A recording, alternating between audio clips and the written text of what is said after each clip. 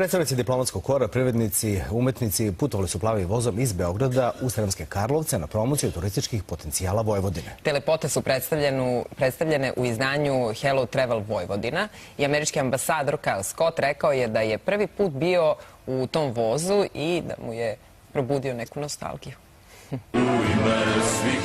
Duh vremena kada je Josip Broz Tito bio na čelu bivše Jugoslavije i dalje se osjeća u plavom vozu. Više od 20 ambasadora provelo je prijatno veče u Titovoj kabini, Jovankinoj sobi, De Gaulleovom salonu. Pa ovo je baš pravo iskustvo. Ja osjetim nostalgiju, ja sam uvek čuo za ovaj plavi voz, ali sad mi je prvi puta budem tu.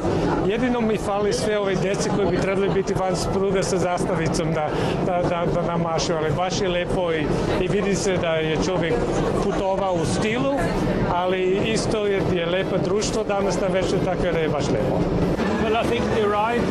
Ova tura je još jedan primjer turističkog potencijala vaše zemlje. Tu su svakako istorija, dobra hrana, dobra vina, a najviše dobro provedeno vreme. Na putu do Centra srpske duhovnosti, gosti iz inostranstva degustirali su vojvođanski specijalitet. Voz je sjajan. Posjetio sam privatni Titov apartman. Ovaj voz je istorijski dokument i treba ga vidjeti. Do sada sam bila samo u Beogradu i Novom Sadu i od sada planiram to da promenim i da više obiđem zemlju. Plavi voz prešao je više od 600.000 kilometara i ugostio više od 60 stranih državnika, među kojima su Hruščov, Naser, Gandhi i britanska kraljica Elizaveta II. Plavi voz nije saobraćao od Titove smrti 1980. pa sve do 1997. kada su krenule komercijalne ture. Svako ko želi može da se provoza ovim vozom, ali pre toga treba da pošalje zahtev Srbija voz. Moram da napomenem da je osnovni sastav plavog voza čini Titov salon, De Gaulleov salon, vagon restoran, kao i svečani salon. Njegov kapacitet je od 85 sedećih mesta, a može da stane do 120 ljudi u voz. Poslednje vožnje seća se i Joška Broz.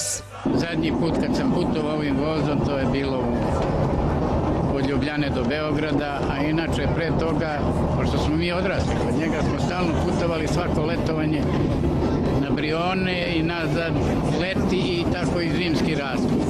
Pa najviše sam interesovanje pokazao ovde za takozvani De Gaulleov salon u kome on nikada nije bio, ali je u tom pokušaju da bude, jer kao što verovatno stariji gledaoci znaju, Tito se nikad nije susreo sa De Gaulleom. Domaćini ture bili su premijer Vojvodine Igor Mirović i predsjednik Color Press grupe Robert Čoban. Zato im i nije bilo teško da pokrenu plavi voz kako bi promovisali magazin koji predstavlja prirodne i turističke lepote, istoriju, tradiciju, kulturu i gastronomiju Vojvodine.